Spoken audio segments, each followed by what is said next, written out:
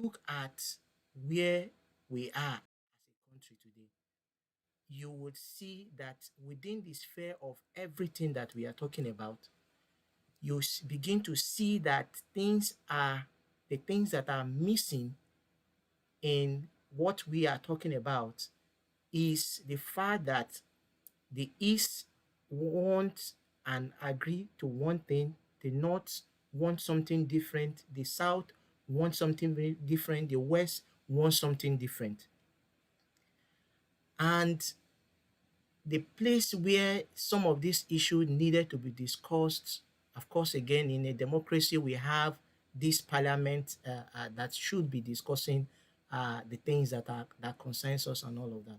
But what you will see that is missing is that because each of us are not, looking at these things from the same point of view, then you begin to see why we have all the difference that we have. You begin to see why we are where we are today. How well do you begin to explain of some of the policies or policies that you see that are being implemented that seems not to, you know, be the vision or be the aspiration of all of part of the country? When I say that I believe that our country is way better divided, we still have people who believe in the unity of the country. And rightly so, because of what they feel that the unity of the country would actually give us, or what the unity of the country is supposed to actually enshrine for us. But what has always been missing over the years has been the fact that we have a situation where the actual aspiration of different persons are not the direction that the country is taking. Generally, Nigerians don't need you to do something very special for them. Nigerians just need for the basic needs and requirements for living: good health, good roads, access to power for them to be able to do the things that they are supposed to do. By the time we entered into our third and fourth episode, there were feedbacks when people begin to, say, oh, you focus so much on, the importance or the advantage of dividing the country, that I've not said anything about what we stand to gain or what we have gained by the unity of the country. And I responded to that person and I said, what can you point to that we have gained? Do we have, is our health system in the place it's supposed to be? Is our transportation system in the place it could be? What can you point out and say, yes, Nigeria is on the right track? So when I took my time to try to respond to that person, you know what I found out? I found out that the only thing you can see in our current situation is what our unity can give us, and not what it has given us, because what it has given us is nothing. It has given us backwardness. It has given us disunity. It has given us all of the situation that all of us can agree today that it's not the best place to be as a nation. And I wanted to try to, highlight some of those things so that you can see where we can be, even if we are together. But if we are together and the people or all of us as one entity, as one nation, are not committed to that same direction that one nation should follow, then all we are doing is we are just running around a cycle. And that's why this is very important, because when you look at When you come to a point where you are doing things together and it is not working, you need to sit down to reassess. You need to ask yourself, why is this not working? Can is it because we are so heterogeneous in nature that this is not working? Is it because whatever it is, we begin to itemize them? But let me just take time to just highlight what a beautiful nation Nigeria could have been, assuming there is a sense, there is a unity of purpose.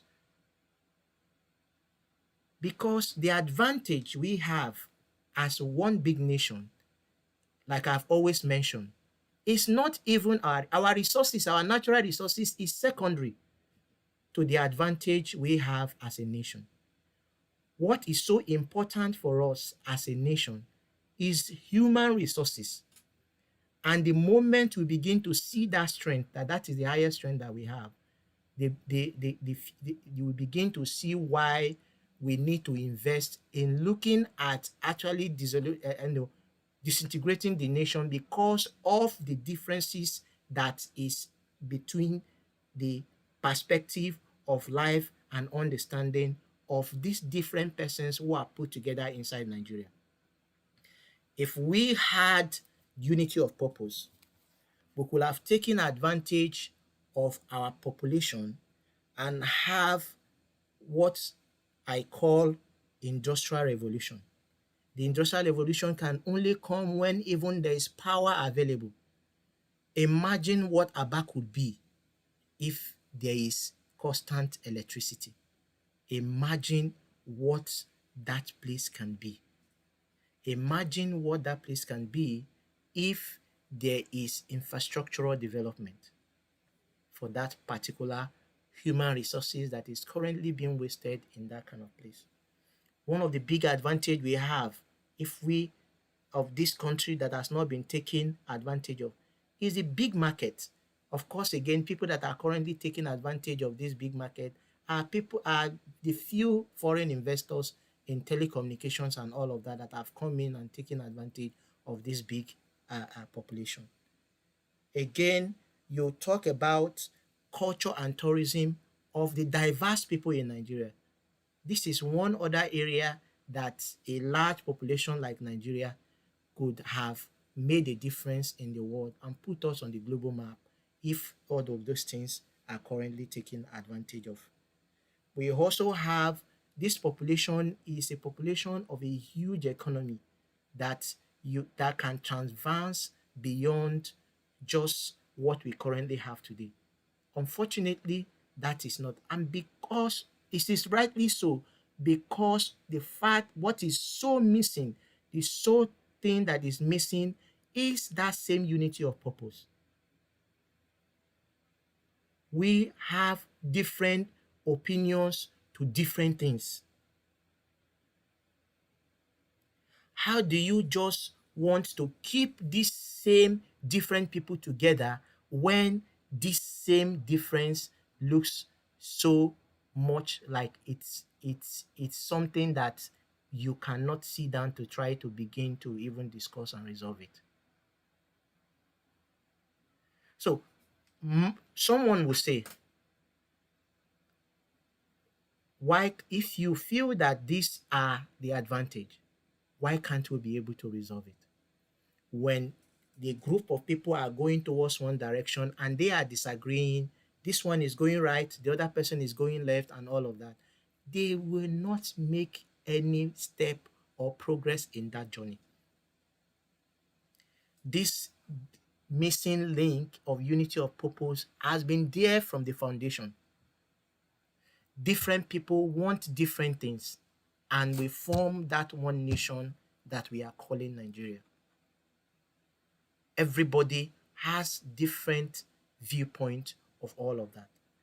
So the point here will not be what exactly do we think that will be the solution. When you discuss some of these things with some persons, they tell you that Nigeria is indivisible because the constitution says so. But I am here to say that the unity of Nigeria is negotiable. And we have to get to that point where we need to understand that the unity of Nigeria a is is a negotiable fact that we have to even get to the table where we measure the commitment of everybody to that particular unity. If I say I don't want to continue to be in this union for the sole reason that is so glaring to everybody, why should we get to the point where we are saying that you must be part of that particular process?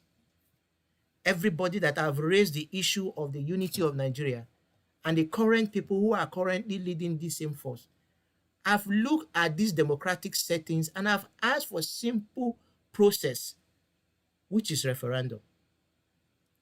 And that brings me to that same problem of the way the structure has been set and the skewed number of representation that we currently have. I mentioned this in the last episode that, you know what, if all the southern representatives say no to the current petroleum industrial bill that was just passed, that same bill will still be passed because of the difference and the skewed number of representation. But that does not excuse every Southerners who are currently representing their people in the National Assembly that have continued to peddle this same process, this same route, this same channel of not speaking or representing their people, but representing themselves.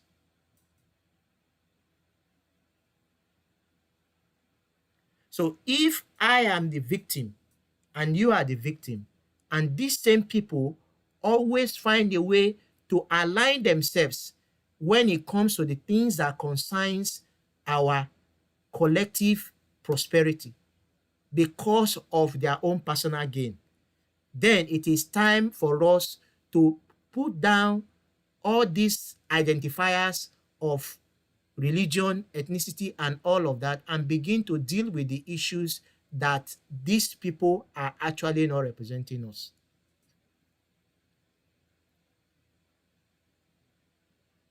If I solve my problem from my own side and the other person cannot solve the problem from his own side because of the complexity of Nigeria, we continue to remain in this same space and continue to wallow in this same struggle over and over again. When a nation is created on the platform of unity and understanding and unity of purpose in the direction that is understandable and understood by the led and the people that are leading them, then you see we don't need 100 years to get to where most of the advanced countries are today. But what we have missing is the fact that the way I see things is different from the way the other person sees it, for reason of cultural difference, religious difference, and all of that. And these tools have been put together by a few persons now who have continued to peddle and use this as their advantage. One will now ask, how do you intend to take care of these same issues if Biafra is even created as a nation? Since you say that dividing the country is the pathway. The Constitution of Nigeria is a document that you and I did not agree to. And that document is a document that has continued to hold us in this perpetual poverty. The country was created on a faulty foundation, so anything you want to build on that same house will collapse. And that is what has been happening over and over and over and over every year. One person comes and tries to fix one side, the other side is collapsing. You rush to the other side is collapsing. If everything is collapsing and we have a group of persons who are saying that we cannot start all over, what else are we now even talking about in the first place? We have to get to that point where everybody needs to see that the new beginning, a new beginning is the solution to our problem. A new beginning. A new beginning where we can define the purpose, the direction, the vision of the country where we want to be is actually the direction that will solve our problem.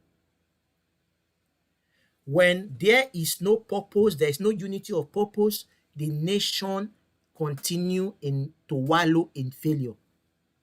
When a nation is built on a faulty foundation, on a structure that is for the benefit of the people who kept us in abject slavery before they left, if because we have continued to follow that same path, that is actually the same thing that has continued to hold us down. So when we begin to try to define our enemy, I have reiterated and said, the Hausa man is not my enemy. The Fulani man is not my enemy. The Yoruba man is not my enemy. The Igbo man, everybody in Nigeria is not your direct enemy. But until all the people inside Nigeria will identify that we are held down by this same structure that have continued to make you look like the enemy and make me look like the enemy, and we continue to peddle and fight against each other when we are sharing the same problem, is the thing that has kept us in this same status that we have continued to be. Every Nigerian must embrace this particular direction of a new beginning. We must get to the point where we must ask, demand from everybody that is representing us in the House of Assembly to begin to discuss the issue of reviewing whatever document and imputing the option of staying or leaving. Every agreement that hold people, whether they agree or not, and you hold them to continue in a process, is slavery in itself. When I say that we need to get to the table where we need to discuss this thing, it is that same realization that I've come to get, that we cannot continue in this perpetual slavery of, if I say I don't want to belong to this same socio-cultural or economic sphere, and I am head-bound to continue to be under that same sovereignty, then it becomes a slavery and not an agreed process of my own life and a life that I want for my future generation. Why will I say that I don't want to continue in a union, and you say I must continue in that union and continue to do the same thing that have kept me to continue to request for the fact that I don't want to continue in the union? This program is designed not to talk about the different things that looks like those same things that have been highlighted that are dividing us, but to educate us to see that the new beginning that is being, preached and demanded and requested is a new beginning that is going to favor everybody. We can't continue in the same spot and expect something to be different. We can't continue in the same arrangement of working in perpetual slavery, in a system that has continued to keep us and say that we must continue to be inside the same, arrangement.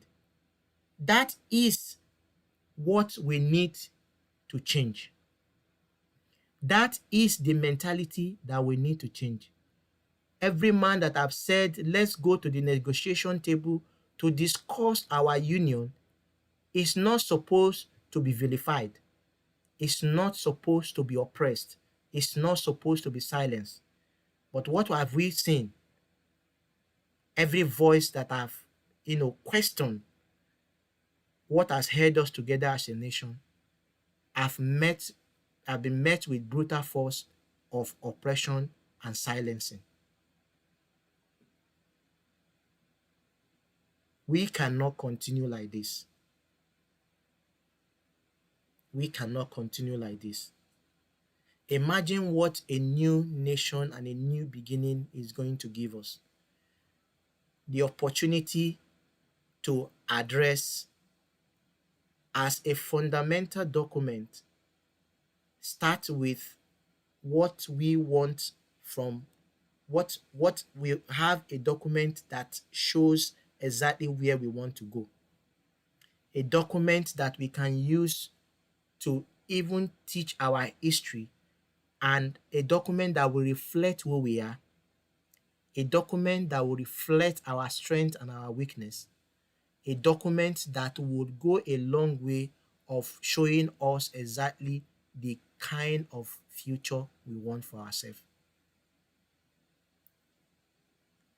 This same new beginning is the new beginning where everybody has to take responsibility. Why this program? This program is designed to give us that voice. This program is designed to increase an awakening in our spirit, to see that we begin to look at things from a, a point of view of the things that many have said that it is something that we cannot discuss. Why are we saying that these things cannot be discussed? We have to get to that point. Sincerely, there are things, there are so much things that are wrong that needs to be fixed, but they are going to be easily fixed when all of us are moving towards the same direction. When we have a country where we have the same direction. If I want to address all of the problem of representation, for instance, which is going to be highlighted in our next episode, how we can be able to address the representation issue that we are currently having. The fact that we need to take responsibility of holding people that are representing us accountable. But how do I hold people that are representing me accountable when somebody from any other part of the country had already in group together made up their mind on the direction they want to take the country, and they have the numbers? That is one major issue that needs to be addressed. But are we going to try to address it in the manner or in the structure that we currently have as a country today? That is a topic that we need to even address another day, because the principle to be able to address this same thing can only be easily discussed and properly addressed when we have that unity of purpose, when we have the same direction, where we understand that this is the direction we want to take, and then we can now begin to discuss all of those things.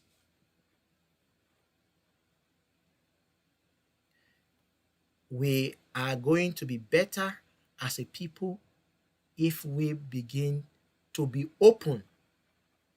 Just be open to it first. Let there be a constitutional review that gives right to call for referendum. Let's follow that same democratic process. And if at the end everybody still wants to be in Nigeria, then the majority should take it. But if the data show otherwise, why hold people in the country? There is no any other definition to this current situation in Nigeria for everyone who has continued to call for the nation Biafra, that you can only summarize it in one word. It's an oppression. Oppression that is being, sustained through injustice. And then you wonder why people are toeing the path of civil disobedience. So it is time for all of us to begin to be open-minded to a new beginning that is going to favor all of us. So thank you so much, everyone. I really want to appreciate you for taking your time to be part of this program. I will really appreciate your feedbacks. It's been a ride for us, and for you too, who have taken time to always be part and of this journey with us. I really want to appreciate all of you. But the most important thing I must tell you is that we will really appreciate your feedback, and we will need you to also ponder on what we are discussing. We owe it to our generation unborn. We owe it to the future. We owe it to ourselves, our current children, and the generation to come, to begin to look at the possibility or the chances of creating a better environment for every one of them as they come of age. Thank you so much. I appreciate all of you. We look back to your comments. Thank you.